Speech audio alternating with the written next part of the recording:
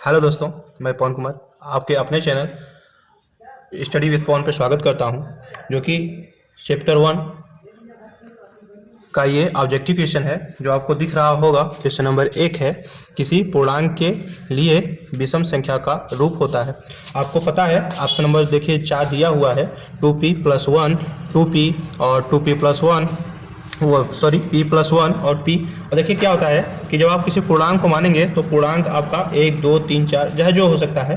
तो अगर आप पूर्णांक a मानते हैं, मतलब अगर p जो है आपको p बराबर 1 मानते हैं, तो देखिए पहला ऑप्शन है आपका 2p+1, तो मतलब 2 इंटू पी का मान 1 रख के +1 करेंगे तो देखिए क्या होगा, 2 + 1 3 हो जाएगा।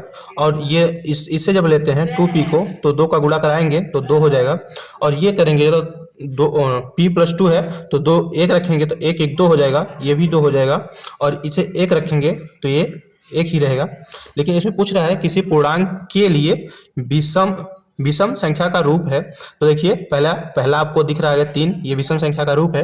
तो ऑप्शन नंबर 1 आपका करेक्ट आंसर होगा, तो होगा 2p+1। तो ये इस तरह ये पहला क्वेश्चन हो गया। अब देखिए क्वेश्चन नंबर 2 आपका क्या है।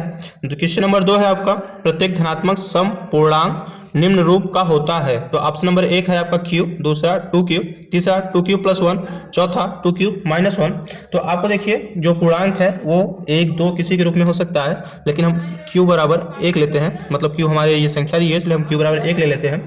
तो देखिए पहले का क्या हो जाएगा, पहले का हो जाएगा 1 और दूसरे का 2q है तो 2 में 1 का गुणा कराएंगे तो 2 हो जाएगा। देखिए 2 का गुणा जब 1 में कराएंगे तो 2 हो जाएगा। और ये 2q+1 है तो 2q+1 1 का गुणा कराएंगे तो 2 हो जाएगा। और 2 और 1 जोड़ेंगे तो क्या हो जाएगा, 3 हो जाएगा। और देखिए जब 1 का गुणा कराएंगे 2 हो जाएगा और 1 घटाएंगे तो 1 हो जाएगा। और एक कह रहा है प्रत्येक धनात्मक सम पूर्णांक के रूप में कौन सा है। तो आपका कौन सा होता है, ये सम पूर्णांक कौन सा है, 1 है, 3, 4, 1। इसमें से देखिए 2 जो है ये सम पूर्णांक है और 2 कौन सी ऑप्शन का है, 2q का ऑप्शन है। तो इस प्रकार ये ऑप्शन नंबर बी सही होगा आपका, q 2q।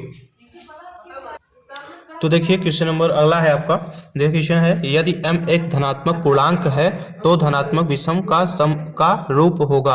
आपके पास ऑप्शन 4 दिए हुए हैं, पहला 4m+2, दूसरा 4m+2 और तीसरा 4m+1 और चौथा इनमें से कोई नहीं। देखिए इनमें जो है आपका 2 ऑप्शन सेम है। तो देखिए इसका भी क्यों कारण क्या है हम बताते हैं अभी आपको। तो आपको जब धनात्मक पूर्णांक, मतलब पूर्णांक क्या लेंगे आप, पूर्णांक 1 ले लीजिए, क्योंकि 1, 2, 3 कुछ भी ले सकते हैं, लेकिन हम छोटी संख्या है 1 इसलिए 1 ले लेते हैं। m लेंगे आप तो 4m है तो 4 × 1+2 करेंगे आप तो क्या हो जाएगा आपके पास, 2 4 दूनी 4 1 का 4 और 2 जोड़ेंगे तो ये 6 हो जाएगा। और दूसरा वाला भी 6 हो जाएगा। और चौथा होगा आपका, तीसरा होगा आपका 4 में 1 जोड़ देंगे तो ये 5 हो जाएगा। और इनमें से कोई नहीं। तो देखिए जो दिख रहा है आपको, यदि m एक धनात्मक पूर्णांक है तो धनात्मक विषम का रूप होगा। विषम हमें चाहिए तो 6 देखिए सम है, लेकिन ये जो तीसरा है आपका 5 ये विषम है। तो इस प्रकार इस क्वेश्चन का ऑप्शन नंबर 3 सही होगा। तो ये 4m+1 ये सही होगा। तो इस प्रकार ये क्वेश्चन नंबर 3 भी सॉल्व हुआ। अब चलते हैं क्वेश्चन नंबर अगले की ओर। तो देखिए अगला क्वेश्चन है आपका, निम्नलिखित में से कौन धनात्मक विषम पूर्णांक नहीं है। इसमें विषम पूर्णांक नहीं पूछ रहा है। तो आइए q बराबर हम सबसे छोटी संख्या को मानते हैं, q बराबर 1 मानते हैं। अगर ये है तो देखिए q का सबसे छोटा मान 1 लेते हैं। तो आपके पास ऑप्शन जो है 8q+1, 8q+4, 8q+3, 8q+7। तो देखिए बारी बारी सब में रख के चेक कर लेते हैं कि कौन विषम पूर्णांक नहीं है। तो पहला चेक करेंगे जब आप, तो q का मान जब 1 रखेंगे तो 8 × 1+1 तो होगा 8 1 का 8, 1 9। और ये देखिए 8 × 1+4 ये रखेंगे तो 8 1 का 8, 4 12। और यहाँ 8 रखेंगे तो 8 + 3, 8 1 का 8, 3 11। और 8 × 1+7, 8 1 का 8 और 8 और 7 कितना होगा, 15। तो ये हुआ। अब देखिए इसमें विषम का रूप नहीं है। तो देखिए ये भी विषम है, ये भी विषम है और ये भी विषम है। विषम 12 नहीं है और 12 कौन सा ऑप्शन में है आपके, बी में। तो इस प्रकार ऑप्शन नंबर बी सही होगा। अब चलिए अगला क्वेश्चन देखते हैं। तो देखिए अगला क्वेश्चन आपका है, 192 के अभाज्य गुणनखंड में 2 का घातांक है। तो ऑप्शन आपके पास 4 है, पहला 2, 3, 6, 5। क्या पूछ रहा है, 2 का घातांक कितना है। तो हम चलिए निकालते हैं, 192 का गुणनखंड निकाल लेंगे। तो 192 का गुणनखंड जब निकालेंगे आप, देखिए 2 से विभाजित होगा ये और 2 से विभाजित होगा तो ये 9 और ये 6 हो जाएगा। तो देखिए 192 का जब गुणनखंड करेंगे आप तो ये 2 से विभाजित होगा, और 2 से विभाजित होगा तो आ जाएगा 96, और फिर ये 2 से विभाजित होगा, और 2 से विभाजित होगा तो ये 4 और ये 8, 48 हो जाएगा, और फिर 2 से विभाजित होगा, और 2 से विभाजित होगा तो ये हो जाएगा 2, और ये हो जाएगा 4, और फिर ये 2 से विभाजित होगा तो ये हो जाएगा 1 2 मतलब 12, और फिर 2 से विभाजित होगा तो 6, और फिर 2 से विभाजित होगा तो 3, और फिर 2 से विभाजित होगा तो ये हो जाएगा 1। अब देखिए 2 की घात कितनी बन सकती है, तो आप 2 की कितनी संख्या है वो गिन लीजिए। ये देखिए कितनी संख्या है, 1 2 3 4 5 6, तो ये है 2 के पावर 6 इंटू 3, और ये आपका घातांक ही पूछ रहा है, तो 2 के पावर कितना है 6, ऑप्शन सी में 6 है, तो ये देखिए ऑप्शन नंबर सी आपका करेक्ट आंसर होगा। और इसी प्रकार अब चलते हैं अगली क्वेश्चन की ओर। तो देखिए आपके पास अगला क्वेश्चन है, 234 के अभाज्य गुणनखंड में 3 का घात क्या है। तो आपके पास 4 ऑप्शन है। पहला ऑप्शन है आपके पास 3, दूसरा ऑप्शन है 4, तीसरा ऑप्शन है 1, चौथा ऑप्शन है 2। तो देखिए आप पहले 234 का गुणनखंड कर लीजिए, और जब आप 234 का गुणनखंड करेंगे तो आपके पास कितनी घातें कौन सी हैं पता चल जाएगी। तो देखिए कितने से विभाजित होगा, ये विभाजित होगा पहले 2 से, और 2 से विभाजित होगा तो देखिए 1, और फिर ये 1 और 14 मतलब 7 से विभाजित होगा। अब देखिए ये 2 से विभाजित तो होगा नहीं, 3 से ट्राई करते हैं। 3 से विभाजित करेंगे जब आप तो 3 त्रिका 9, और 3 9 27, 39 हो गया। अब फिर ये 3 से विभाजित होगा, और 3 से विभाजित होगा तो 1, और ये 3 मतलब 13, और फिर 13 से विभाजित होगा तो 1 हो जाएगा। अब देखिए पहले कि 2 तो 1 ही है, और 3 2 है, और 13 1 है, तो आप इस रूप में लिख सकते हैं इसको कि 2 इंटू 3 के पावर 2 इंटू 13। तो देखिए पूछ रहा है 3 की घात कितना है, तो 3 की घात 2 है, तो इसका सही आंसर होगा आपका ऑप्शन नंबर डी मतलब 2, और इस प्रकार इसका ऑप्शन ये डी सही हुआ। अब चलते हैं अगले क्वेश्चन। देखिए अगला क्वेश्चन आपको दिख रहा होगा, क्वेश्चन है सहअभाज्य संख्याओं का मत स होता है। ये एकदम जाहिर सी बात है कि जो सहअभाज्य संख्या होगी उसका सार्वजनिक सत्य है कि उसका मत से कितना होगा, 1 होगा। तो आपके पास ऑप्शन होगा, ऑप्शन है 2 3 1, इनमें से कोई नहीं, तो जो आपका ऑप्शन नंबर सी है वो सही करेक्ट आंसर होगा। आपका कितना होता है, 1 होता है, तो ये करेक्ट आंसर आपका ऑप्शन नंबर सी होगा। तो चलिए अगले क्वेश्चन की ओर चलते हैं। तो देखिए ये क्वेश्चन आपके पास, अगला क्वेश्चन आपके पास क्या है, देखिए देखते हैं। अगला क्वेश्चन आपके पास, निम्नलिखित में कौन सी अभाज्य संख्या है। तो जो कौन सी अभाज्य संख्या है, तो देखिए अभाज्य मतलब जो 1 से कटे या स्वयं से कटे। तो अभाज्य देखिए 27 कितनी कितनी संख्या कर सकती है, ये 3 से भी कटेगी, 3 9 27, और 9 से भी कटेगी, तो ये अधिक संख्या से कटी इसलिए, और 27 और 1 से तो कटेगी ही। तो 35 देखिए है जो 35 कितने से कटेगी, ये 5 से भी कटेगी, और ये 7 से भी कटेगी, तो ये भी नहीं होगी। और 56 देखिए 56 2 से भी कटेगी, और 8 से 56 मतलब 7 से भी कटेगी, और 8 से भी कटेगी, और आगे ऐसे ही कटेगी, तो ये भी नहीं होगा। लेकिन जो 13 है आपका देखिए 13, ये 13 1 से कटेगी या फिर खुद से 13 से कटेगी, इसके सिवा और किसी संख्या से नहीं कटेगी, इसलिए ऑप्शन नंबर डी आपका करेक्ट आंसर होगा कि इसका 13 हो जाएगा। तो अब चलिए अगले क्वेश्चन की ओर चलते हैं। देखिए अगला क्वेश्चन आपके पास है कि यदि पी तथा क्यू 2 अभाज्य संख्याएं हैं तो उसका मत होगा। अभाज्य संख्या का मत आपको भी पता है क्या होगा, लेकिन ऑप्शन दिया हुआ है, देखिए ऑप्शन की तरफ से देखते हैं। ऑप्शन 1 है 2, बी 0, सी 1 या 2, डी 1। और आपको पता है आपको अभाज्य संख्या का मत सार्वजनिक सत्य है कि 1 ही होता है, तो इस प्रकार ऑप्शन नंबर डी जो आपका 1 है वो सही होगा। तो इसका करेक्ट आंसर होगा ऑप्शन नंबर डी। और चलिए अब अगले क्वेश्चन की ओर चलते हैं। और देखिए अगला क्वेश्चन आपका है कि सबसे छोटी अभाज्य और सबसे छोटी भाज्य संख्या का गुणनफल क्या है। और आपको पता होगा, देखिए आपके पास 4 ऑप्शन है, पहले ऑप्शन देख लेते हैं। तो आपका पहला ऑप्शन में है 10, दूसरा 6, तीसरा 8, चौथा 4। और आपको पता होना चाहिए कि सबसे छोटी अभाज्य संख्या जो होती है वो होती है 4, और गुणनफल पूछ रहा है तो गुणा कराएंगे, और सबसे छोटी भाज्य संख्या आपको मालूम होगी कि 2 होती है। और जब देखिए ये तैयार हो गया हमारा, तो देखिए 4 दूनी 8, और ऑप्शन में अगर 8 है तो वो सही होगा। तो देखिए ऑप्शन नंबर सी आपको दिख रहा होगा कि 8 दिया हुआ है, तो ये ऑप्शन नंबर सी आपका सही हुआ। अब चलिए अगली क्वेश्चन की ओर चलते हैं, देखते हैं क्या है। तो देखिए अगला क्वेश्चन आपका है, अगला क्वेश्चन है निम्नलिखित में कौन अभाज्य संख्या है, कौन अभाज्य संख्या है। तो आपके पास 4 ऑप्शन है, पहला 33, दूसरा 39, तीसरा 38, चौथा 31। तो देखिए अभाज्य का मतलब ये है कि या वो 1 से कटे या स्वयं से कटे। तो देखिए 33 जो है ये 11 से भी कट जाएगा, 11 33, और देखिए 39 जो है ये 13 से भी कट जाएगा, 13 39, और ये जो 38 है तो देखिए 19 दूना 38 कट जाएगा। लेकिन 31 जो है 1 से कटेगी या फिर स्वयं से कटेगी, तो इसका करेक्ट आंसर होगा ऑप्शन नंबर डी 31। और ये इस प्रकार ये क्वेश्चन सॉल्व हुआ। अब चलिए अगले क्वेश्चन की ओर चलते हैं। तो देखिए क्वेश्चन अगला है आपके पास, सबसे छोटी अभाज्य संख्या है। तो आपके पास चार ऑप्शन है, पहला 0, दूसरा 1, तीसरा 2, चौथा 3।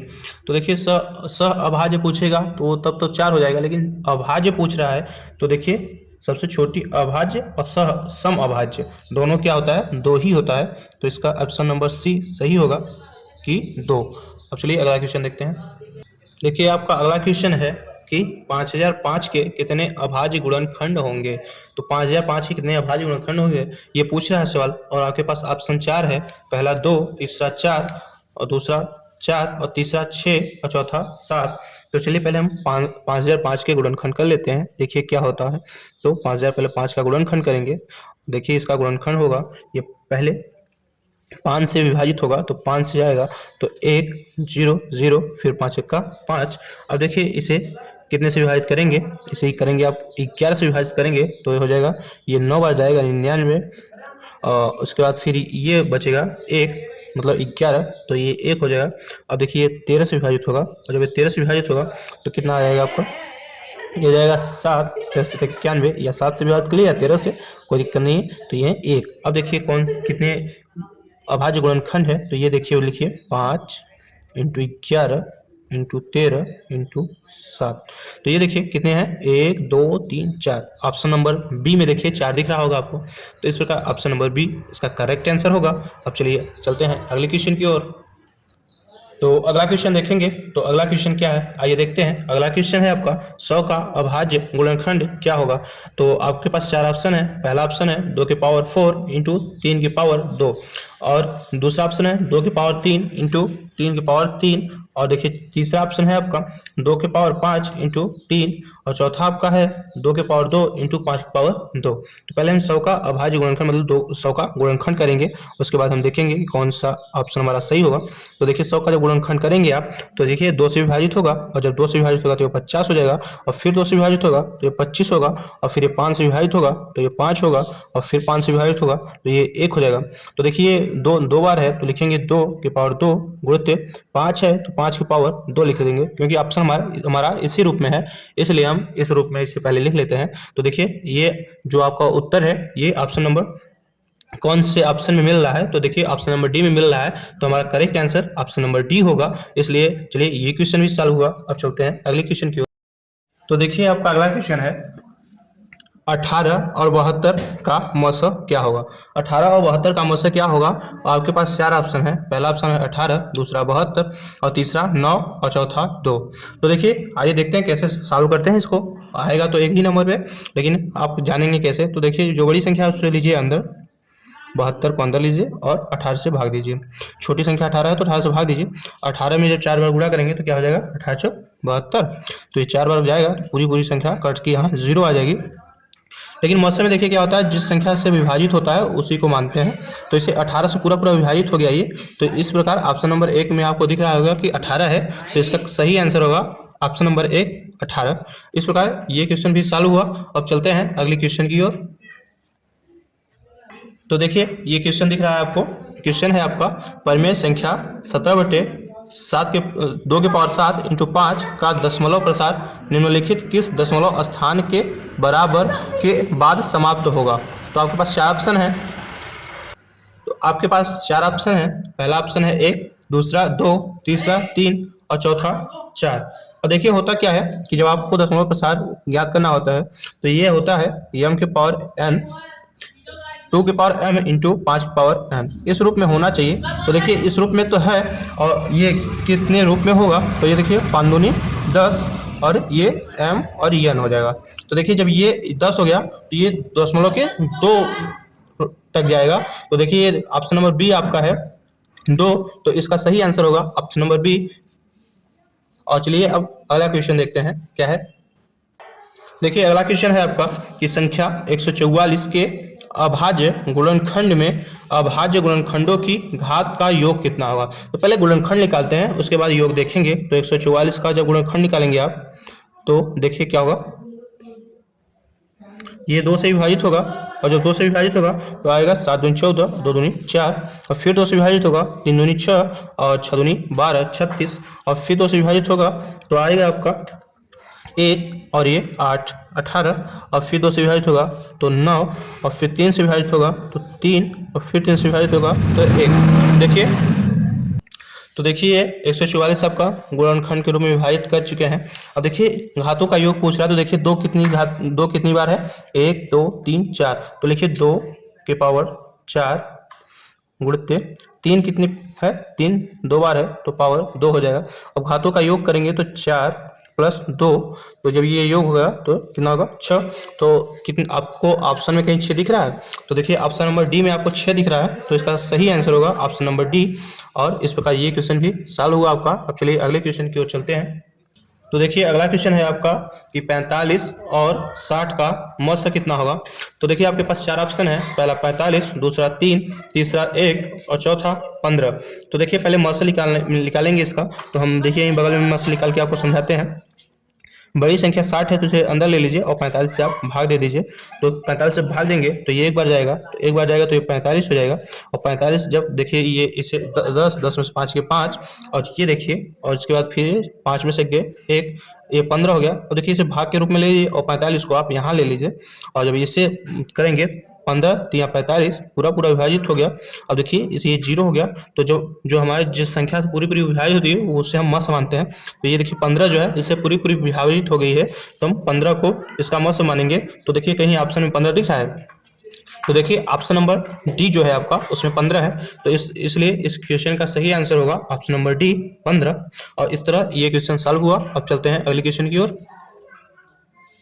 तो देखिए अगला क्वेश्चन है आपका, यदि ए 2 के पावर 3 इंटू 3 इंटू 5 और b बराबर 2 के पावर 4 इंटू 5 इंटू 7, तब मौसा ए बी क्या होगा। मौसा जो है ए बी के रूप में यूज किया है, तो आप पहले इसे तोड़ लीजिए। तो करेंगे क्या, ए बराबर 2 के पावर कितनी बार 3 है, तो लिखिए 2 के पावर 3 है, तो लिखिए 3 बार लिखिए ये, उसके बाद फिर 3 फिर 5, और बी देखिए क्या है, बी है आप 2 के पावर 4 मतलब 2 4 बार लिखिए, 2 4 बार लिखेंगे, उसके बाद 5 लिखिए, उसके बाद 7। तो देखिए जो संख्या मौसा में क्या होती है कि जो संख्या मिली जाती है मतलब दोनों में हो वही लिखते हैं, बाकी छोड़ देते हैं। तो मौसा मतलब HCF आपका, HCF है आपका।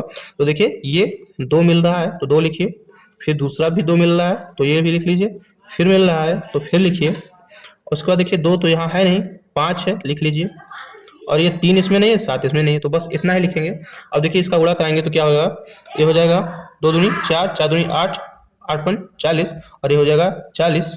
तो आपका इसमें ऑप्शन में 40 दे रहा है, पहला ऑप्शन है 40, दूसरा 560, तीसरा 1120 और 1680। तो ये ऑप्शन नंबर 1 इसका सही होगा, 40 जो है।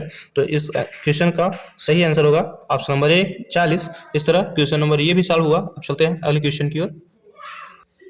तो देखिए अगला क्वेश्चन है आपका कि 5, 15 और 20 के लस और मस का अनुपात है। तो पहले इसका लस निकालेंगे, तो लस निकालेंगे जब देखिए 5, 15 और 20 का लस निकालेंगे पहले, तो देखिए कितने से विभाजित होगा, ये पहले 2 से विभाजित होगा, तो देखिए 5 ही रहेगा, ये 15 रहेगा और ये 10 हो जाएगा, और फिर 2 से विभाजित होगा तो ये 5 होगा, ये 15 और ये 5 हो जाएगा। अब देखिए 3 से विभाजित करिए इसे, तो ये 5 हो जाएगा, ये 5 हो जाएगा और ये भी 5 हो जाएगा, और ये 5 से विभाजित होगा तो 1 होगा, 1 होगा और ये भी 1 होगा। तो देखिए इसका लस जो कितना हो जाएगा आपका, 2 दूनी 4, 4 3 12, 12 पंचे 60, ये 60 हो जाएगा। और फिर देखिए अब इसका मौसा निकालेंगे आप, तो पहले 15 और 5 ले लेते हैं, तो 15 और 5 ले लेते हैं, तो 5 3 15, ये पूरी पूरा विभाजित हो गया। और देखिए ये इसी से हुआ तो 20 को भी इसी से ले लेते हैं, 5 से ही ले लेते हैं। देखिए 5 से लेंगे जब 5 चौक 20, ये भी पूरी पूरी विभाजित होगी, संख्या 0 हो गया, तो इसका मौसा आपका होगा 5। देखिए ये डिवाइड होगा, 5 से अगर विभाजित करेंगे इसे तो देखिए कटेगा ना, 5 1 का 5 और 5 1 का 5, 5 चौक और 5 दूनी 10, तो ये हो जाएगा आपका 12 अनुपात 1। तो देखिए ये ऑप्शन नंबर डी दिख रहा है आपको 12 अनुपात 1, तो इसका सही आंसर होगा ऑप्शन नंबर डी 12 अनुपात 1। तो इस बार ये क्वेश्चन भी सॉल्व हुआ। और चलिए अगले क्वेश्चन की ओर चलते हैं। तो देखिए आपको अगली क्वेश्चन ये है, क्या है क्वेश्चन आपका, निम्नलिखित में से कौन यौगिक संख्या है, मतलब 2 संख्याओं को मिलके बनी है, कौन सी संख्या है। 11 जो है, 11 का आप विभाजन करेंगे तो होगा नहीं, और 21 का करेंगे तो शायद ये 3 7 21, ये हो गया। 31 का करेंगे तो 1 या 31 स्वयं से होगा। 41 का करेंगे तो 1 या 41 स्वयं से होगा। तो देखिए यही 21 जो है ये दो संख्याओं से मिलकर मिली है, तो इसका सही आंसर होगा ऑप्शन नंबर बी, मतलब 21। और अब चलिए ये भी सॉल्व हुआ। अगले क्वेश्चन की ओर देखते हैं। अब देखिए अगला क्वेश्चन है आपका, निम्न में कौन सा युग्म सहअभाज्य है? कौन सा युग्म सहअभाज्य है? तो देखिए ये जिसका मौत स एक हो वो सहअभाज्य है।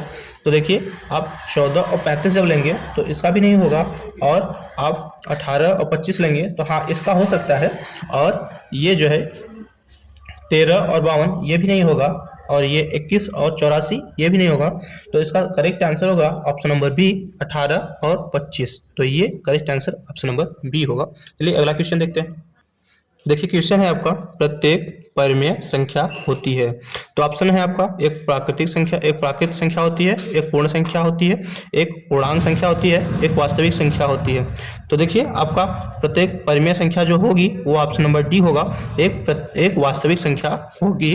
तो ऑप्शन नंबर डी इसका सही आंसर होगा कि एक वास्तविक संख्या है। तो इस तरह ये क्वेश्चन भी सॉल्व हुआ। अब चलिए अगले क्वेश्चन की ओर चलते हैं। देखिए आपका अगला क्वेश्चन है कि 22/7 क्या है? ऑप्शन है परिमेय संख्या है, अपरिमेय संख्या है, पूर्णांक संख्या है, कोई नहीं। तो 22/7 क्या है? ये तो आपको भी मालूम होगा कि 22/7 क्या है। तो ये एक परिमेय संख्या है, तो ऑप्शन नंबर ए सही है, परिमेय संख्या। तो ये क्वेश्चन भी चालू हुआ। अगले क्वेश्चन देखते हैं। तो देखिए अगला क्वेश्चन है आपका, निम्न में कौन अपरिमेय संख्या नहीं है? तो देखिए देखते हैं ऑप्शन। पहला ऑप्शन है 2 + √2। तो ये भाई √3 जो है ये तो निकलेगा बाहर नहीं, तो ये अपरिमेय संख्या होगी। इसमें भी √3 है तो ये भी नहीं होगा। ये √3 है ये भी नहीं होगा। लेकिन ये चौथा जो है इसे देख लेते हैं। तो जब इसे तोड़ेंगे आप तो होगा √12 जो है ये टूट के आएगा 2 × 2 × 3। देखिए 2 2 4 3 12, और जो इसके नीचे √3 है। तो देखिए ये प्रयास करते हैं क्या होगा, ये 2 निकल के जब बाहर आएगा तो 2 हो जाएगा, ये √3 हो जाएगा, और बट्टे में √3 है तो √3 और √3 कट जाएगा। तो देखिए जो 2 बचा है ये अपरिमेय संख्या नहीं है। तो इस प्रकार ऑप्शन नंबर डी जो आपको दिख रहा है √12/√3 ये इनमें से अपरिमेय संख्या नहीं होगी। तो आपका सही आंसर होगा ऑप्शन नंबर डी। इस क्वेश्चन का सही आंसर ऑप्शन नंबर डी होगा। अब चलिए अगले क्वेश्चन की ओर चलते हैं। तो देखिए अगला क्वेश्चन है आपका, परिमेय है मतलब परिमेय संख्या कौन सी है? तो आपके पास 4 ऑप्शन है। पहले ऑप्शन में देखिए √7 है, तो √7 आप बाहर निकाल नहीं सकते, क्योंकि जब 7 का और कोई ऑप्शन है ही नहीं, या 1 होगा या 7 होगा तो निकलेगा नहीं। लेकिन 100 है, ये प्रयास करेंगे तो शायद निकल जाएगा। लेकिन अगला देखते हैं ऑप्शन, ये 3 है ये भी नहीं निकलेगा, और 5 भी नहीं निकलेगा। ऑप्शन नंबर बी जो है इस पर प्रयास करते हैं। तो देखिए 10 + √, इसे 10 × 10 लिख सकते हैं, क्योंकि 10 में 10 का गुणा करेंगे तो 100 हो जाएगा। और ये देखिए ये बाहर भी निकल आएगा, तो लिखिए 10 + 1 बाहर आ जाएगा तो हो जाएगा। देखिए जब ये बाहर आ गया तो 20 हो गया, तो मतलब ये परिमेय संख्या है, क्योंकि हम √ बाहर जब आ जाएगा तो हम बटे 1 मान सकते हैं अपने से। तो ये P/Q के रूप में भी हो गया, ये परिमेय संख्या है। तो इस प्रकार इस क्वेश्चन का सही आंसर ऑप्शन नंबर बी होगा। तो ये क्वेश्चन भी आपका सॉल्व हुआ। अब चलिए देखते हैं अगला क्वेश्चन। तो देखिए अगला क्वेश्चन है आपका कि संख्या 2 1 3 1 1 3 1 1 3 3 1 1 1 3, मतलब इसी प्रकार बढ़ता जा रहा है। तो ये पूछ क्या रहा है ऑप्शन में आपका कि पूर्णांक संख्या है या परिमेय संख्या है या अपरिमेय संख्या है, इनमें से कोई नहीं। तो देखिए जब आपका कोई अंत न हो और बढ़ता जाए तो इस प्रकार की संख्या को ना आप पूर्णांक बताएंगे और ना परिमेय बताएंगे।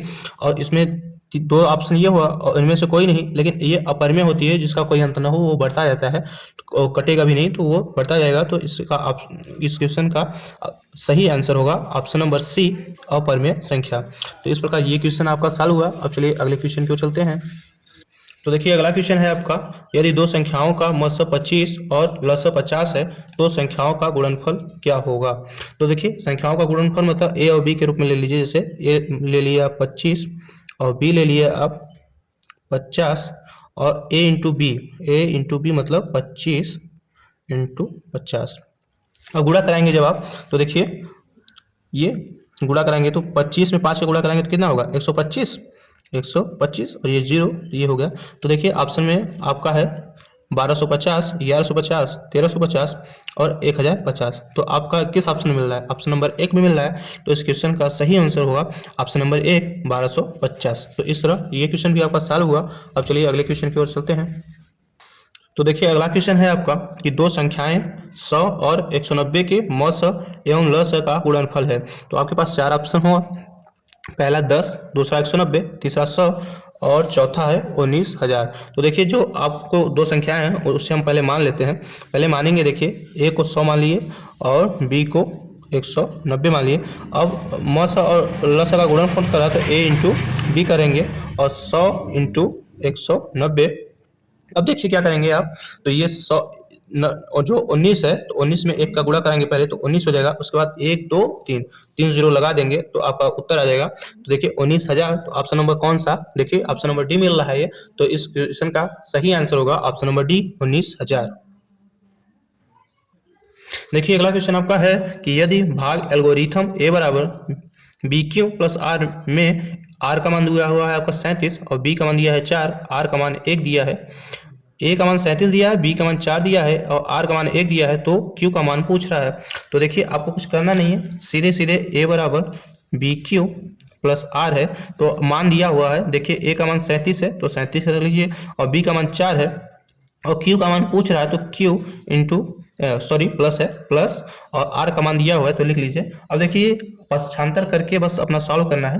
तो देखिए क्या होगा, ये हो जाएगा 37 बराबर 4 क्यू प्लस 1।